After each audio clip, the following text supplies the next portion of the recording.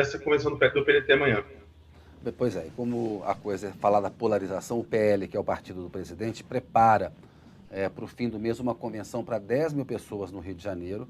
E claro, entre os assuntos está lá falar do Auxílio Brasil. A Carla tem apuração para a gente a respeito disso. Por favor, Carla.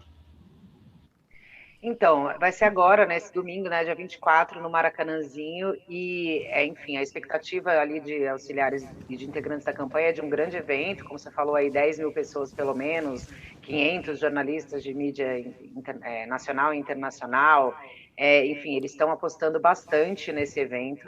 E aí, para lembrar um pouco do que a gente falou, dessa dificuldade do Bolsonaro seguir a linha da campanha, a expectativa da equipe de marketing é conseguir fazer uma reunião com o presidente ainda essa semana, possivelmente amanhã, para tentar alinhar o discurso do presidente na convenção.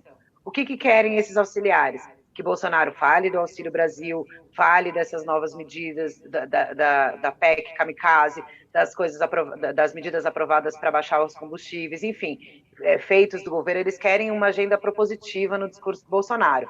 Mas eles mesmos já admitem que dificilmente conseguem segurar o presidente, que fala de improviso também, e que deve falar das urnas. Eles estão pedindo para não falar, mas já sabem que já estão quase que ali já admitindo, não vai ter jeito, ele vai acabar falando. Então, assim, existe um pouco da expectativa em relação a esse discurso. Deve ter uma reunião de presidente com a equipe de marketing essa semana, para ver se consegue fazer um discurso aí mais propositivo na convenção. E aí, Kennedy, para chamar também, trocar a bola com você em relação a isso, o PT, né, vai fazer a convenção dia 21 do ex-presidente Lula sem a presença do presidente Lula, né?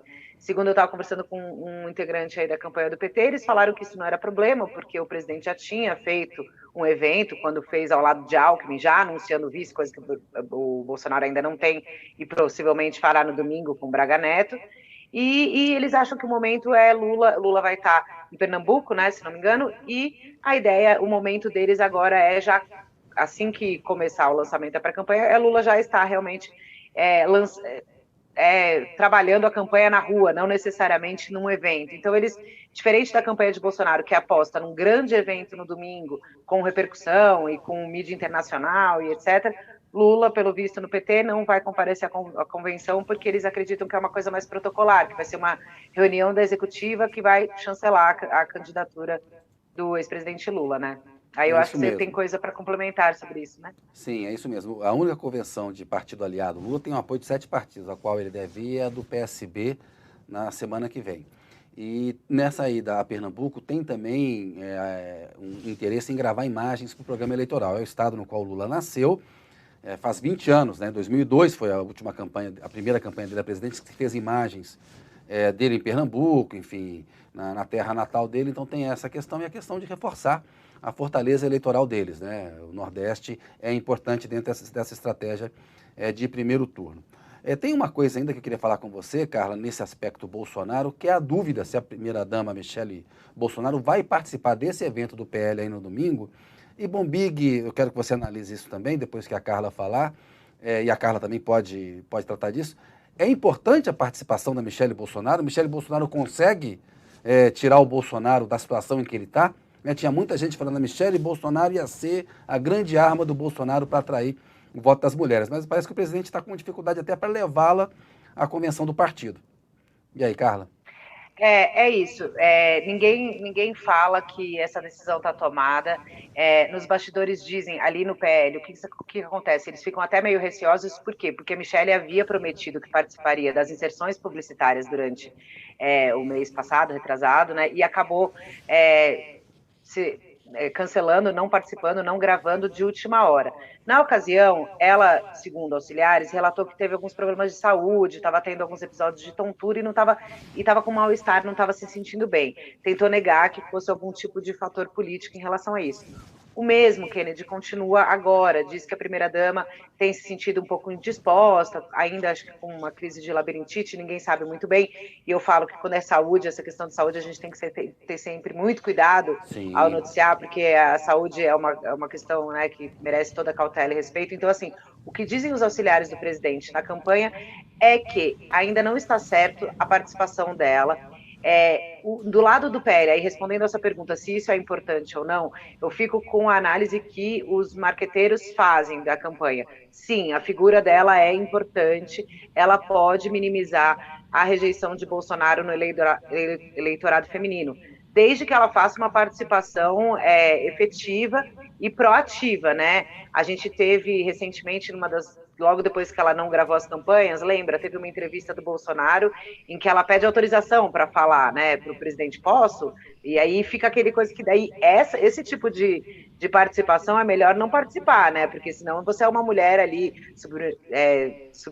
submissa àquela autoridade masculina que não pega bem e não é isso que a campanha quer fazer, né? Então, assim, a Michelle é uma figura que a ala política e os marqueteiros estão tentando levar para o Rio de Janeiro no domingo, mas a presença ainda não é confirmada por ninguém. Até falaram ontem, eu estava conversando com uma fonte, falou assim, a família presidencial tá meio mal, o Bolsonaro está muito gripado também, tem que ver como ele vai estar domingo, porque, de fato, ontem, a calmaria do presidente na reunião dos embaixadores podia ser ali pela situação toda, mas um pouco antes ele tinha falado com apoiadores e tinha relatado que estava com febre, que estava com gripe, estava bastante fanho, estava bem indisposto.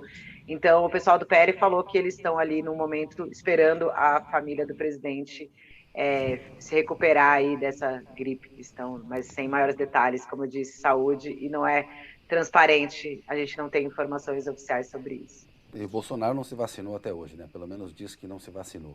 Ô Bombig, como é que você vê o papel da Michelle Bolsonaro na campanha? Acho importante, né? Qualquer ajuda que ele tiver nesse sentido do eleitorado feminino é importante. Mas não tá, tem alguma coisa aí, como a Carla disse, é difícil a gente especular sobre saúde, né? Complicadíssimo, terreno muito, muito particular, muito delicado. E eu acho que quanto mais ela demora para aparecer, para de fato entrar de vez nessa campanha, mais a situação dele vai ficando complicada, né? Claro, já é uma linha tênue, porque há um interesse público, ela é uma personalidade, a primeira-dama, o presidente, há interesse público em saber o estado de saúde do presidente e da primeira-dama. Ao mesmo tempo, há um direito também à privacidade. Agora, é uma linha muito delicada para quem está na posição em que eles estão, né? A melhor recomendação é sempre transparência sobre o estado de saúde. Mas continua, Bombig, eu te interrompi aí. Se ela de fato não se sentir à vontade, ou por alguma maneira não for encerrar ali, entrar com ele na campanha, ele vai ter que buscar alguma forma de um apoio feminino, né? Menos que ele tenha desistido completamente de melhorar os índices dele. Pesquisa após pesquisa, ele vai muito mal no eleitorado feminino, né? Ele tem que buscar algum apoio, né? Nesse sentido, o Bolsonaro desafia todas as leis do marketing, né, Kennedy? Essa é a verdade, né? Às vezes ele desafia e vence, às vezes ele desafia e a gente vê que não vai dar certo, né? Eu não consigo entender até agora como ele não conseguiu fazer um movimento mais direto, mais firme com relação às mulheres. É o histórico dele, né? O machista. E assim, em 2018 havia um cenário, algumas condições se combinaram para ajudar o Bolsonaro a chegar à presidência da República. Em 2022, o cenário é outro, né? Ou seja, ele tem um governo real para o qual ele tem que responder, a economia está mal, a Lava Jato, que impulsionou o bolsonarismo, foi totalmente desacreditada pela ação do Moro e do Dallagnol, pelo que eles fizeram. Então, é difícil em 2022 que se repitam as condições de 2018 que permitiram, né, a chegada dessa figura, o pior presidente da nossa história. Um dia nós vamos ter que olhar para esse episódio e tentar entender como é que foi possível eleger alguém tão ruim para esse posto. Mas a Carla estava falando um pouco antes que o PL quer que o presidente use essa coisa do Auxílio Brasil no valor de R$600. Ô Carla, o PT tem alguma estratégia para lidar com esse discurso do Bolsonaro?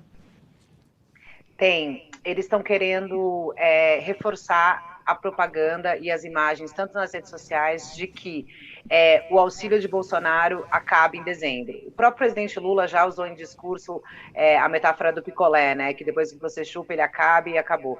Essa estratégia vai ser usada, já tem sido usada, e segundo integrantes do PT, vai ser reforçada, de que não há segurança na continuidade dos auxílios caso Bolsonaro seja reeleito. E o que diz esses integrantes do PT nós já defendíamos o auxílio de R$600 em 2020. Nós tentamos aumentar esse auxílio lá atrás, e agora a gente teve que topar, mesmo sabendo que ele pode ter efeitos eleitorais para o Bolsonaro, porque as pessoas estão passando fome, porque as pessoas precisam. Só que a gente precisa dizer para essa população de que Bolsonaro faz isso para ganhar a eleição e não necessariamente está preocupado com o povo, porque vai bater o PT nessa tecla. Bolsonaro aprovou esses auxílios Vale Gás dobrado e também o voucher a caminhoneiros e taxistas só até dezembro. Então, o PT está montando aí uma rede de propagandas e inserções nas redes sociais e até memes, enfim, outras coisas que possam fazer circular essa ideia de que esses auxílios do Bolsonaro têm data para acabar, mesmo caso ele seja reeleito. É uma estratégia que o PT já está tirando do papel e vai reforçar. Bombinho, como é que você vê essa questão, esse duelo em torno do Auxílio Brasil de R$600 aí? Eu acho que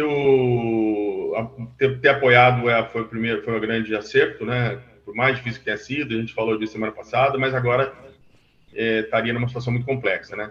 Agora, uma vez que apoiou, tem que criar essa narrativa, né? Tem que esclarecer, tem que ir para a campanha, tem que fazer campanha, tem que dizer, olha, é só para ter seu voto, não vai ser duradouro, quem inventou isso como nós, né? Ainda que venha lá do governo Fernando Henrique, né? Uma continuidade, como a gente conhece bem a história dos programas sociais no Brasil, tem que ir para a campanha. Eu acho que o PT tem condições. Eu acho assim, Kennedy, se o PT não tiver condições de fazer esse debate, nenhum outro partido tem no Brasil. Né? É um partido que tem militância, é um partido que tem um líder bem colocado nas pesquisas, é um partido orgânico, é um partido que tem inserção na sociedade. Por mais que o partido tenha se institucionalizado nos últimos anos, né? Aquele PT lá de trás que era muito mais enraizado nas associações de moradores, aquela coisa toda, ele de fato se perdeu um pouco quando o partido chegou ao poder, né? O ministério, tem deputados, mas ele ainda tem condição de fazer esse debate. E vamos ver a campanha eleitoral, né? Até agora, o que nós temos? Como você bem abriu o programa falando nisso, né? O que nós temos? Temos o Bolsonaro que convoca os embaixadores e bota a TV Brasil para filmar. Né? Vai virar uma campanha eleitoral em que a oposição terá tempo de TV. E isso é muito importante, né? A tendência natural é desprezar o horário eleitoral, essa coisa de que, não, a internet hoje pode tudo.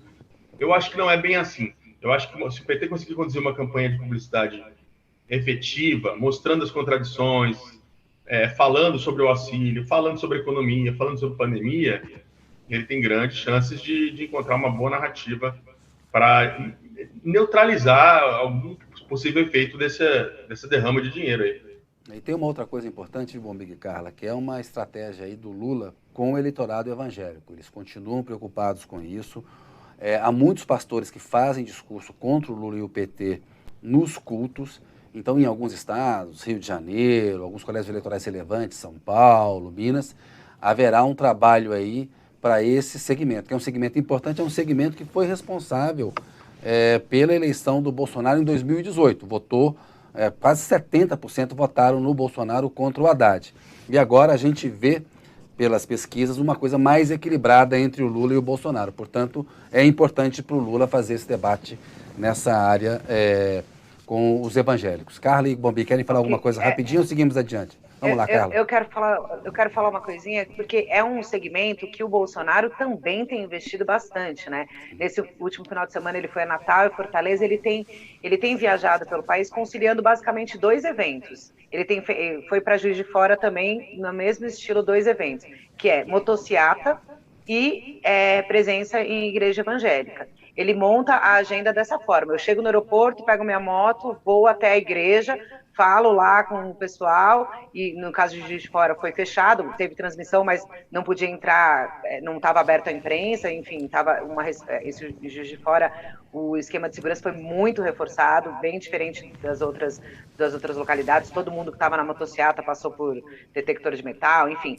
Mas ele tem combinado esses 2 eventos aí, que fazem volume, né? Porque a motociata faz volume e aí vai nesses grandes eventos evangélicos que também mostra volume. É uma aposta que ele tem feito, é uma briga que vai ser boa por esse público, realmente. Agora é importante a gente ver o conteúdo desses discursos, né? O Bolsonaro está falando de um público evangélico extremamente conservador, né? O que ele disse na sexta-feira, dia 15, se eu não estou enganado, é um ataque às minorias, né? Atacou as minorias, é uma fala homofóbica, né? Inconstitucional até, né? Oi? Inconstitucional a fala até. Uma fala Exatamente. até inconstitucional. Não. Esse público é tão homogêneo assim? Todos os evangélicos pensam dessa forma? Todos os evangélicos são ultraconservadores dessa maneira? Então, eu tenho um pouco dúvida se ele vai repetir o êxito que ele teve nesse público em 2018.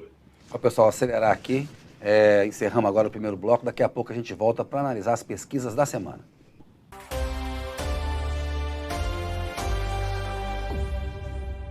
Você já sabe, né, que para ficar por dentro de tudo que acontece no Brasil e no mundo, basta ficar de olho no canal UOL. As principais notícias do dia você acompanha no UOL News, de manhã, à tarde e à noite. Em ano de eleição presidencial, tem o nosso radar das eleições para você se informar e entender as disputas por todo o Brasil. Se o seu lance é o esporte, o canal UOL não te deixa na mão. Toda segunda-feira e toda sexta, o Posse de Bola comenta a rodada do futebol e tudo aquilo que tem de novidade no mundo esportivo. E todas as terças, quartas e quintas você assiste ao All News Esporte comigo e com o nosso time de comentaristas e convidados especiais. A melhor cobertura de entretenimento da internet está em Splash. As maiores estrelas do Brasil e do exterior, você sabe, estão aqui no Atalab. As línguas mais afiadas da internet passam por aqui para te deixar por dentro de tudo que tá bombando. Assista, comente e compartilhe o canal UOL em 2022. O seu universo online, ao vivo e a hora que você quiser.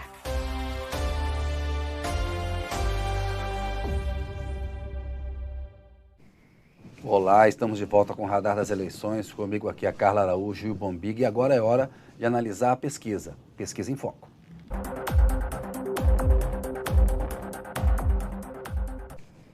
Pessoal, uma pesquisa realizada pelo Instituto Quest, que foi contratada pelo Banco Genial, aponta o ex-presidente Lula com 62% das intenções de voto entre os eleitores da Bahia. Lá, o presidente Jair Bolsonaro fica em segundo lugar, com 19%. E todos os demais candidatos empatam tecnicamente, considerando a margem de erro, que é de 2,9 pontos percentuais.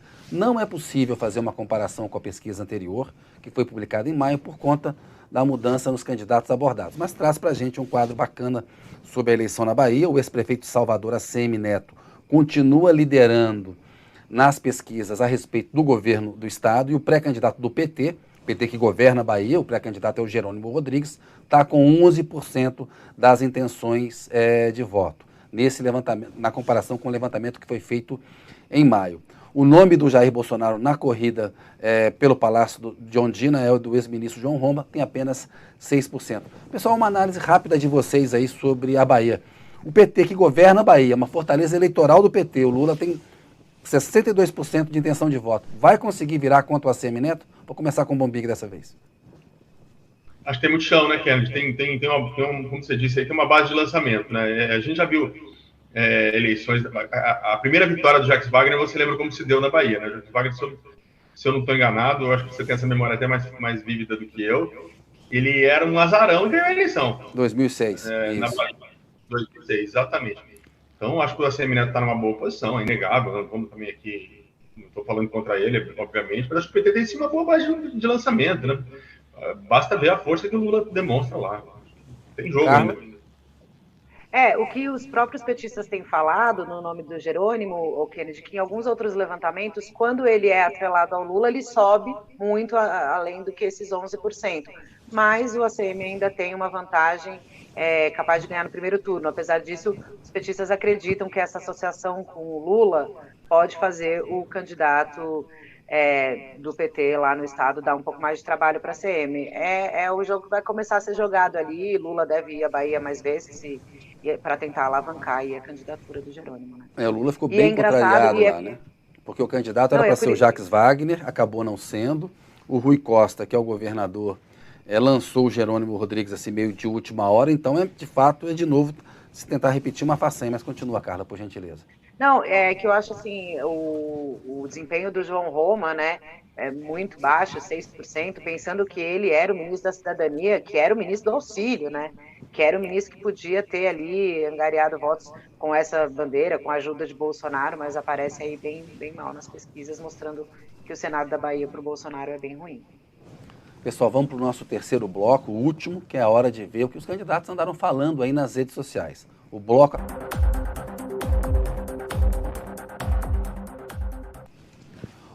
Bombig e Carlos, 4 pré-candidatos à presidência, eles criticaram a tentativa do Bolsonaro de tentar tirar mais uma vez a credibilidade do sistema eleitoral.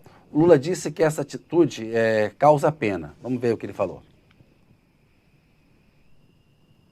É uma pena que o Brasil não tenha um presidente que chame 50 embaixadores para falar sobre algo que interesse ao país, emprego, desenvolvimento ou combate à fome, por exemplo. Ao invés disso, conta mentiras contra a nossa democracia. O Ciro Gomes também classificou o evento como um espetáculo horrendo. Disse o Ciro: nunca em toda a história moderna o presidente de um importante país democrático convocou o corpo diplomático para proferir ameaças contra a democracia e desfilar mentiras, tentando atingir o poder judiciário e o sistema eleitoral. A Simone Tebet, do MDB, também fez comentário, falou que o Brasil passa vergonha diante do mundo. Ela disse: o Brasil passa vergonha diante do mundo. O presidente convocou embaixadores e utilizou meios oficiais e públicos para desacreditar mais uma vez o sistema eleitoral brasileiro. Reforço minha confiança na justiça eleitoral e no sistema de votação por urnas eletrônicas. E o André Janones, do Avante, disse que o Bolsonaro pode tentar um golpe.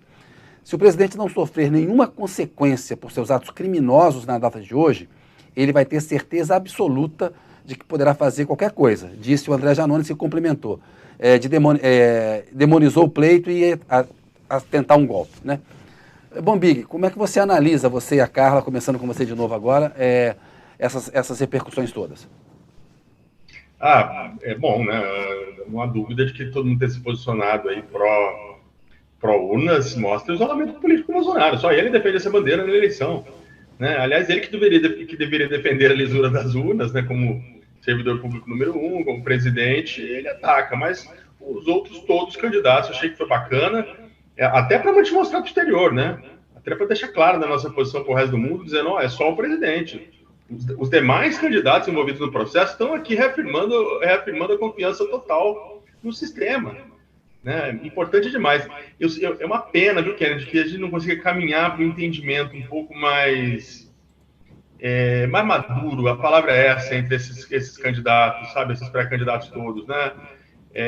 Eu fico pensando, você imagina a força que teria uma foto deles todos, não precisa um pedir voto para o outro, obviamente estão numa disputa, mas numa entrevista, num posicionamento de defesa dessas urnas, né?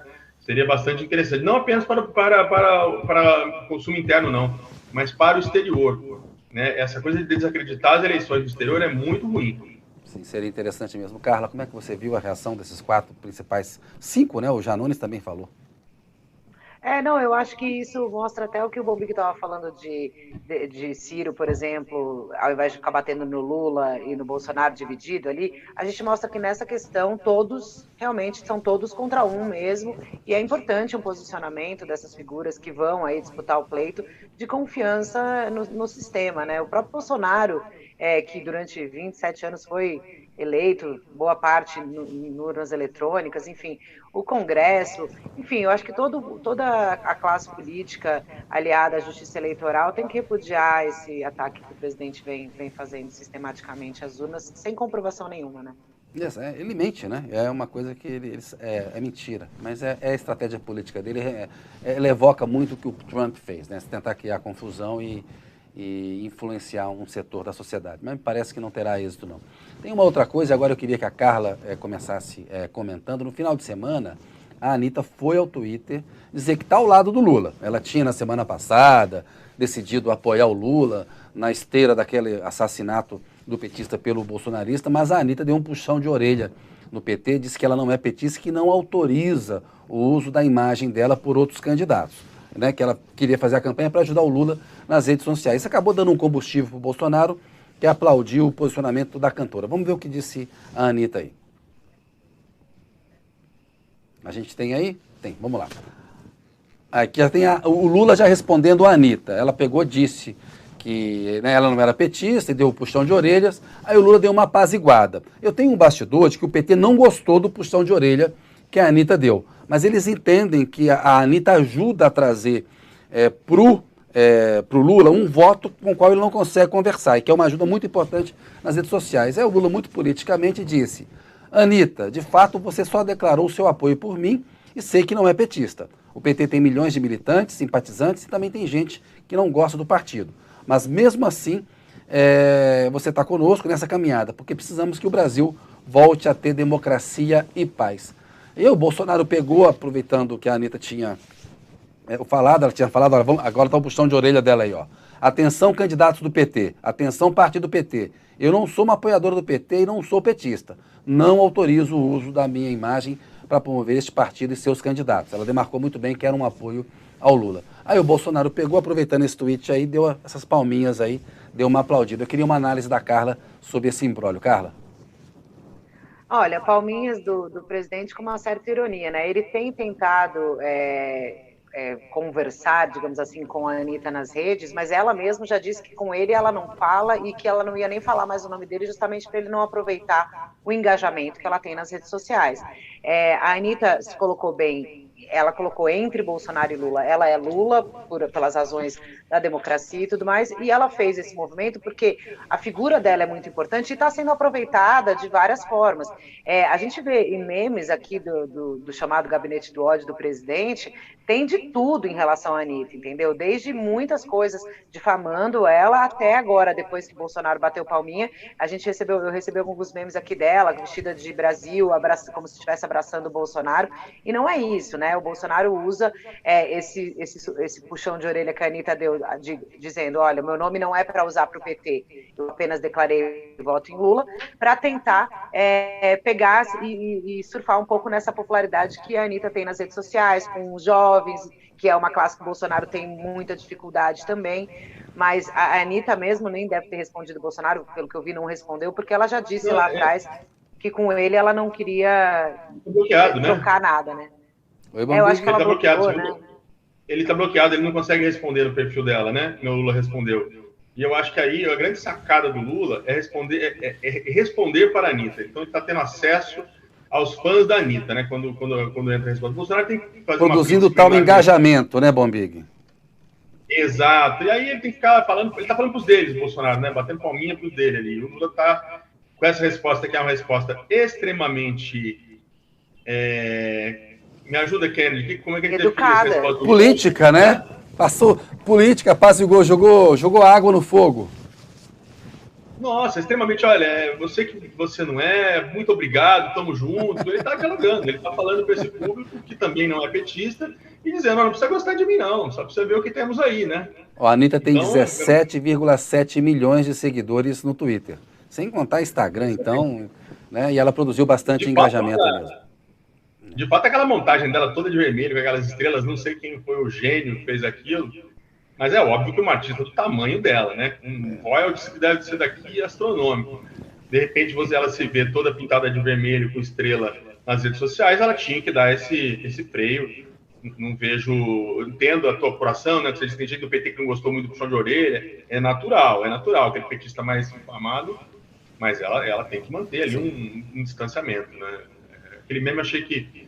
Aquele meme, não sei se é um meme, né? Mas aquela montagem dela de petista, achei que forçava um pouco a barra. Porque fizeram um meme dela num post, Lula, e ela retuitou isso, e aí começou gente a usar ela na campanha, e ela deu esse freio de arrumação aí, que criou um estresse lá, e o Lula passou um pano ali, porque ele vê que é muito mais importante ter o apoio da Anitta do que entrar em alguma espécie de treta com ela. Pessoal, vamos ter que acabar por hoje. Carla, um beijo, até semana que vem. Beijo, Kennedy. Obrigada. Até mais, Bombig.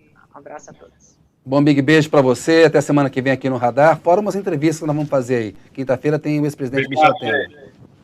Passa rápido. É bom demais bater papo de política com vocês. Muito obrigado. Valeu. Até a próxima. Pessoal, chegamos aqui ao final do Radar. A gente volta na semana que vem com mais um episódio. Não se esqueça de compartilhar e salvar esse episódio do Radar das Eleições para continuar ouvindo depois. O Radar das Eleições também é um videocast transmitido no canal UOL toda terça-feira, às 10 horas da manhã. Um abraço e até a próxima.